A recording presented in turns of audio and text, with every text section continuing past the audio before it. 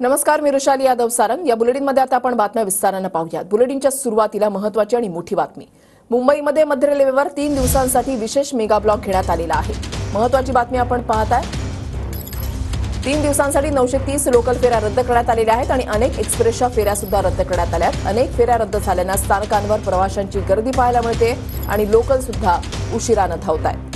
3 दिवसांसाठी 930 लोकल फेऱ्या या रद्द करण्यात आलेल्या आहेत। ब्लॉकमुळे 72 एक्सप्रेस गाड्यांच्या फेऱ्या सुद्धा रद्द करण्यात आलेल्या आहेत आणि ठिकठिकाणी म्हणजे दादर, सीएसएमटी स्थानक, ठाणे, डोंबिवली या भागामध्ये प्रवाशांची मोठी गर्दी पाहायला मिळते।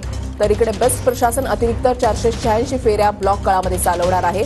प्रवाशांची गैरसोय टाळण्यासाठी बेस्ट प्रशासनाने हा निर्णय घेतलेला आहे आणि बेस्ट प्रशासन हे प्रवाशांसाठी आता पुढे सरसावलेलं आहे। प्रवाशांची गैरसोय होऊ नये यासाठी बेस्ट प्रशासनाने अतिरिक्त गाड्या चालवण्याचा निर्णय घेतलेला आहे। कुर्ला, त्याच्यानंतर सीएसएमटी स्थानक या ठिकाणाहून बेस्टच्या अतिरिक्त गाड्या ज्या आहेत त्या सुटणार आहेत। ब्लॉक काळामध्ये बेस्टच्या जाद्या गाड्या रस्त्यावर धावताना पाहायला मिळतील।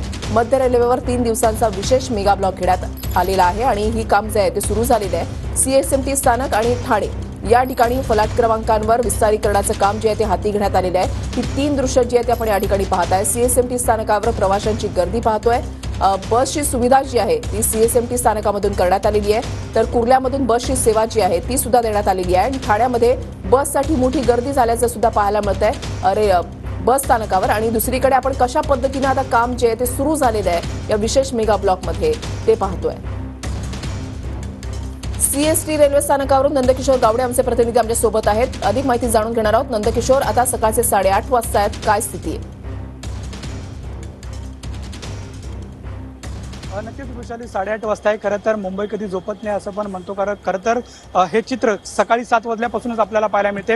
हा संपूर्ण प्लॅटफॉर्म आहे, हा प्लॅटफॉर्म 10 आहे आणि 11 आहे। या दोन्ही प्लॅटफॉर्मचं रुंदीकरणाचं जे काम आहे, विस्तारीकरणाचे काम आहे ते चालू आहे। ह्या ठिकाणी संपूर्ण जे मेलगाड्या आहेत त्या मेलगाड्या लागत असतात आणि याच्या कडेचा जो भाग आहे त्या ठिकाणून सगळ्या लोकल आहेत त्या जात असलेल्या आपल्याला पाहायला मिळत आहेत। मात्र आज जर पाहायला गेलं तर अनेक ज्या लोकल आहेत त्या सीएसटी वरती न येता भायखळा आणि दादरवरूनच रिटर्न जात असल्यानं कुठेतरी या भागात म्हणजे टाउन साईडला येणाऱ्यांची जी गर्दी आहे ती एकाच ट्रेनमध्ये जास्त असल्याचं आपल्याला पाहायला मिळतं। त्यामुळे गर्दीतून आलेल्यामुळे अनेक ज्या वेगवेगळ्या प्रतिक्रिया आहेत त्या सध्या उमटत असल्याचं सुद्धा आपल्याला पाहायला मिळतं। हाच प्लॅटफॉर्म आहे, हा प्लॅटफॉर्मच्या बाहेर जर पाहायला गेलं तर मेलगाडींसाठी ह्या ठिकाणी बसण्याची जी व्यवस्था आहे ती सध्या करण्यात येत असल्याचं आपल्याला पाहायला मिळतं। मात्र जी गर्दी आहे ती या भागात म्हणजे दुसऱ्या सेक्शनला ज्या ठिकाणाहून लोकल सुटते त्या ठिकाणून गर्दी असल्याचं आपल्याला पाहायला मिळते।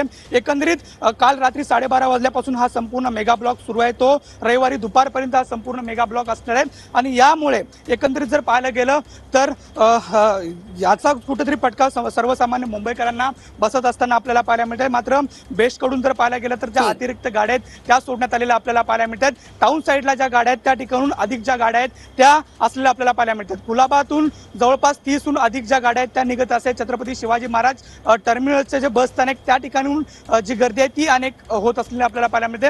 त्यामुळे एकंदरीत बस असू दे किंवा बस स्टँड असू दे या ठिकाणून जास्त गर्दी होत असलेली आपल्याला पाहायला मिळते। एकंदरीत परवापर्यंत हा संपूर्ण ब्लॉक असणार। 3 दिवसांसाठी विशेष मेगा ब्लॉक